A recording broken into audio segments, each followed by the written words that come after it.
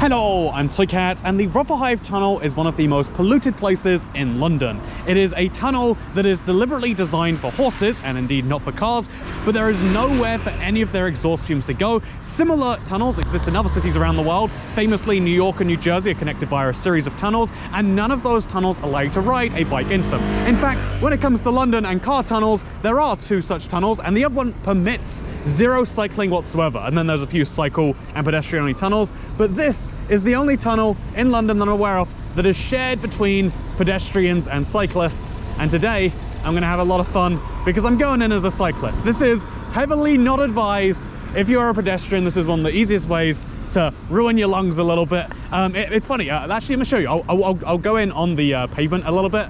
This is a tunnel that is designed for it was designed for horses, retrofitted for cars, and now it is intended only for cars and in extreme cases pedestrians. They have pavements on both sides as an emergency escape for cars, and obviously, you know, again, should a pedestrian really be so inclined to go through, the pedestrians can go on these pavements too, but it is a very narrow tunnel. Again, this is not a modern day road tunnel where we have all these security clearances and emergency escape tunnels.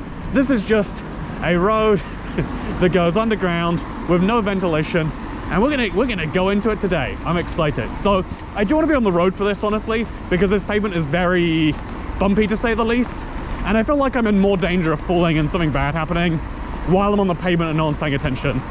So yeah, there's SOS phone numbers. There's big signs telling you how far away you are from an emergency exit at all points, and I'm gonna put up a mask right now. This is a very, very dark looking tunnel. I'm gonna put on a mask just to help my breathing a little bit more. I think that'd be smart. I wish I'd gone in on the road now. This isn't seeming so smart at this precise moment. But yeah, as you can see, the Rotherhithe Tunnel, it is... This is that thing about future-proofing, right? They built a tunnel that has a very specific width. Okay, yeah, this is not a tunnel where I want to be. Okay, I'm gonna hop onto the main road here. And yeah, this is one of the very few places in London where you can go the speed limit and actually be assured that everyone else is going to as well. It's really, really interesting too, because, okay, I'm a little bit too close to the car in front, but I don't want to get close to the car behind. And I also kind of don't want to slow down. This is, it's really interesting because speed limits in most of the world, and most of the UK too, mean, okay, this is the rough guide for what you should be doing. If you want to go 5 or 10 above that, go ahead. I mean, as long as a police officer doesn't catch you. And even then, it has to be like, it has to be reckless or above 10 or 20% above the speed limit before anyone really cares, right? But this is one of those interesting examples of a place that is so narrow. Look to your left, look to your right. Okay, let's really haul some ass, shall we?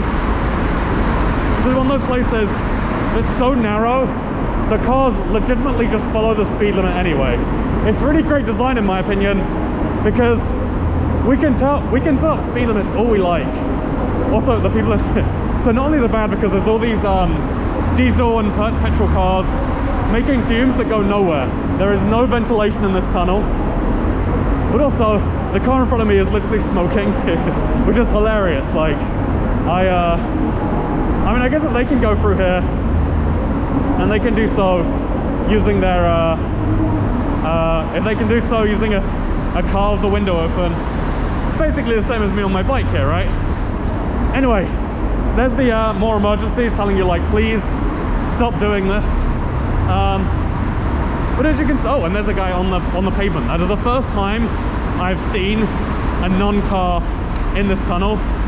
Admittedly, I've only driven through here a few times.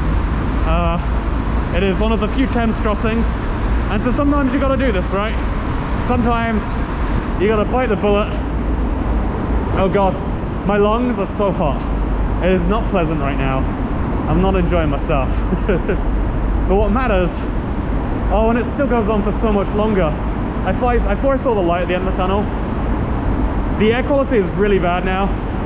Like, it is hurting me to breathe on quite a substantial level.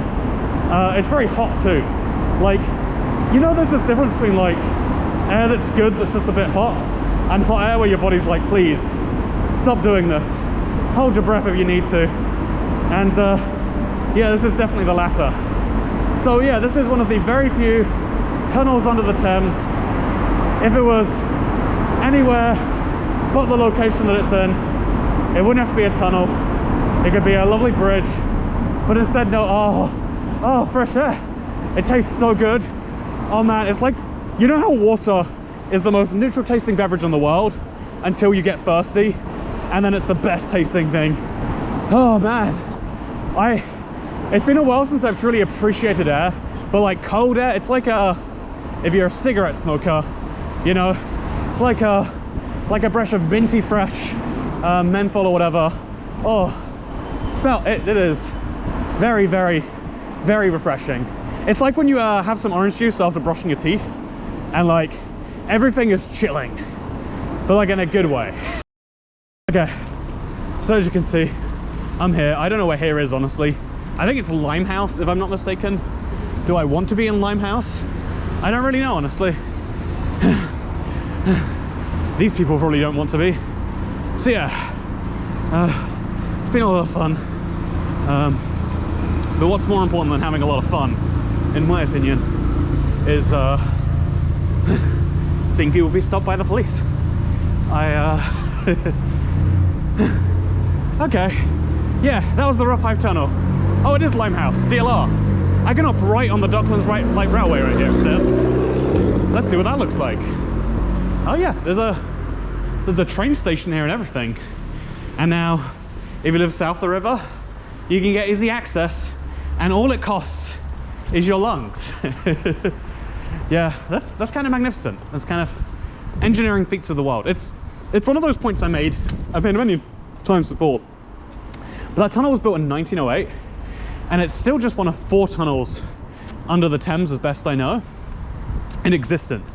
We're talking about building like a 5th one, and it's taking a lot of political manpower to consider, because building tunnels, 4 tunnels for cars and pedestrians. I guess if you count tube tunnels, it's a lot more. But yeah, really interesting stuff. While we're here, look at that building. Do you see how it's got like a sloped roof? It's like maybe 3 stories on the right, but it's 6 stories on the left. Well, it's 4 actually. It's just sloped, whatever. And there's a grocery station here. That's fun. Yeah, I'm gonna go for a ride, enjoy some East London nightlife. And by nightlife, I mean a night ride. One of the first things I was excited to do when I launched drive was like, oh, I could go for a night ride around the city in the car. And then one of the things I realized after driving around London is like, there's a certain actively hellish to drive. And so going for night bike rides has been one of my little jams recently. I'm gonna do that. You might see it in a future video. For now, I hope you'll enjoy this one. Third channel, don't care. Goodbye. Ooh.